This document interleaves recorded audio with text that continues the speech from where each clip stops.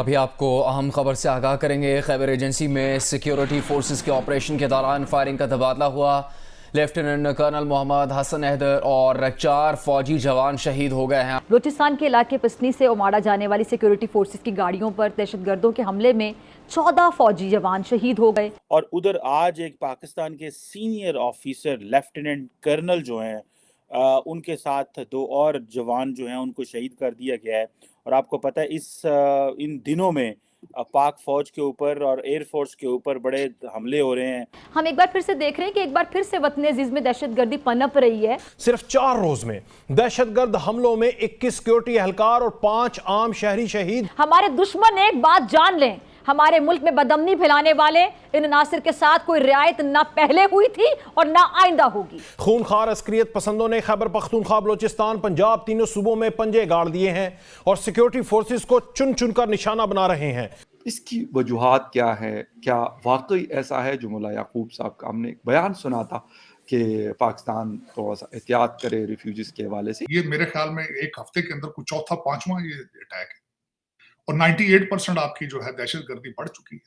एक ऐसा हमला कर देती है कि जिससे मेरे ख्याल में सिक्योरिटी एजेंसीज हो या फिर बाकी लोग हो, वो मेरे ख्याल में उनके लिए हैरानगी भी होगी और परेशानी भी।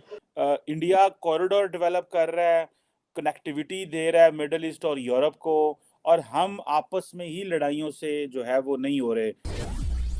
नमस्ते दोस्तों, जय हिंद। हिंदुस्तान स्पेशल में आपका स्वागत है। दोस्तों, पाकिस्तान के खैबर पख्तूनख्वा में आतंकवादियों का कहर एक बार फिर पाकिस्तानी सेना पर टूटा है। रिपोर्ट्स के मुताबिक सूबे के खैबर जिले के तेरा इलाके में आतंकवादियों के साथ मुठभेड़ के दौरान पाकिस्तानी सेना का एक कर्नल और 3 सैनिक मारे गए हैं।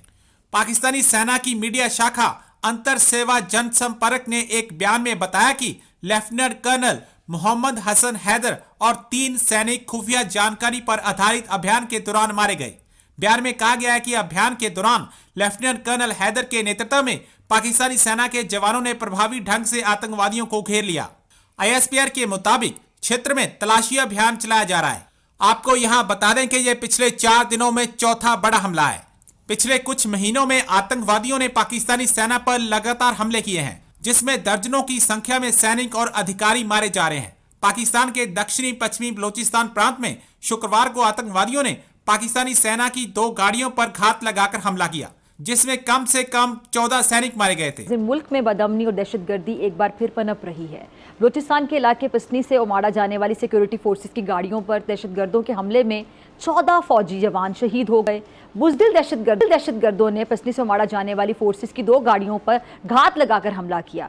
अगले ही दिन Pakistan air force training airbase Mianwali पर दहशतगर्दों के हमले को पाक फौज के जवानों ने नाकाम बना दिया और क्लियरेंस ऑपरेशन में तमाम 9 दहशतगर्दों को जहन्नुम वासिल कर दिया। ये दोनों वाक़यात बताते हैं कि पुरअमन पाकिस्तान दुश्मन को कितनी तकलीफ पहुंचाता है। ये दोनों वाक़यात ये भी बताते हैं कि हमारे मुहाफ़िज़ हर वक्त हमारी और वतन अजीज की हिफाजत के लिए पुरअज़्म हैं।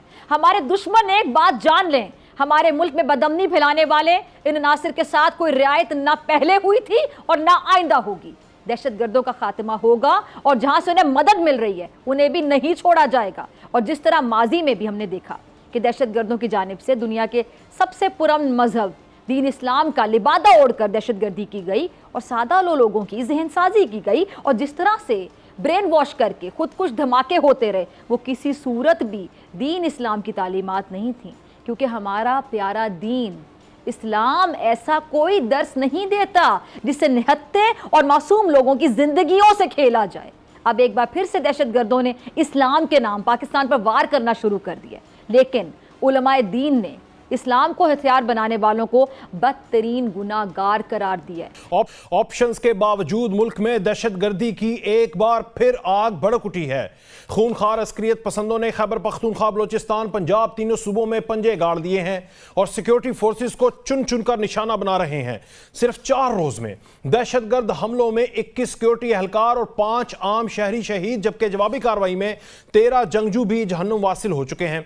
आज के PK के जिला वादी तीरा में दहशतगर्दों से फायरिंग के तबादले में कर्नल समेत 4 फौजी जवान जाम शहादत नोश कर गए, जबकि 3 दहशतगर्द भी मारे गए। ISPR के मुताबिक दहशतगर्दों से फायरिंग के तबादले में लेफ्टिनेंट कर्नल मोहम्मद हसन हैदर, नायक खुशदिल खान और रफीक खान लॉन्स नायक अब्दुल कादिर वतन पर कुर्बान हो चुके हैं। दहशतगर्दों ने एक दिन पहले डेरा इस्माइल खान में भारी हथियारों के साथ पुलिस की 2 चौकियों पर हमला किया।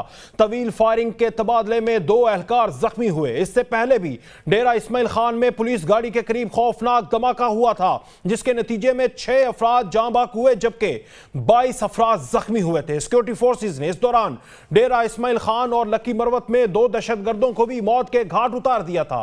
शिद्दत पसंदों ने 2 रोज पहले यानी 4 नवंबर को मियांवाली में एयरफोर्स के ट्रेनिंग एयरबेस पर भी हमले की कोशिश की। ISPR के मुताबिक सिक्योरिटी फोर्सेज ने बराबर कार्रवाई करते हुए हमला नाकाम बना दिया और क्लियरेंस ऑपरेशन के दौरान तमाम के तमाम 9 दहशतगर्दों को हलाक कर दिया। ताहम झड़प के दौरान ग्राउंड किए गए 3 गैर फौल तैयारों को कुछ नुकसान पहुंचा। इस तरह 3 नवंबर को बलोचिस्तान में भी दहशतगर्दों की जानिब से सिक्योरिटी फोर्सेज को 2 गाड़ियों को घात लगाकर निशाना बनाया गया, जिसमें 14 फौजी जवान जामे शहादत नोश कर गए।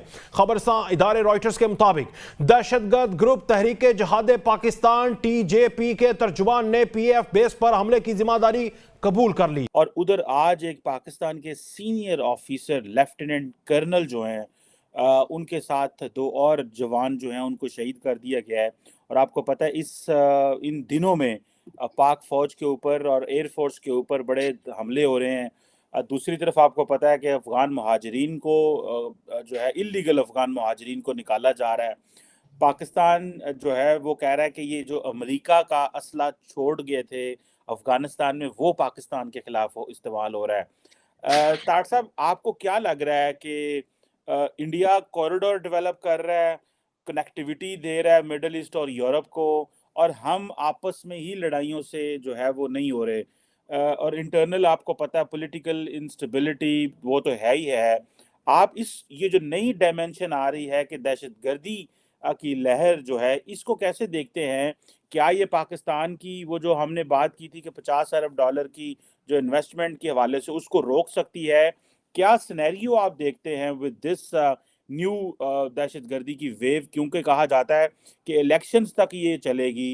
कई लोगों इसको समझते हैं कि पाकिस्तान को डिस्टेबलाइज करने के लिए और एक वीक स्टेट शो करने के लिए they can prolong it election तक। आप इसको कैसे देखते हैं तार साहब? चीमा साहब, ये दहशतगर्दी ना पहली दफा हुई है ना आखिरी दफा होनी है। ये भी मैं जो अगर इसके आप हिस्ट्री पढ़ें तो उसमें अब ये जो आज आप अटैक की बात कर रहे हैं, ये मेरे ख्याल में 1 हफ्ते के अंदर कुछ 4था-5वां ये अटैक है और 98% आपकी जो है दहशतगर्दी बढ़ चुकी है। और दूसरा जो मसला है आपका, जो इस वक्त सख्त मसला है आपकी इकॉनमी का, वो directly related to this terrorism है कि जहां पे जंग होगी, वहां पे जहां बम फट रहे होंगे, वहां इन्वेस्टमेंट कौन करेगा? वहां से कारोबार हकीकतन जहां 2 शख्स लड़ रहे होते हैं, जहां जंग होती है, बिजनेसमैन वहां से पैसा लेकर भागते हैं, आते नहीं।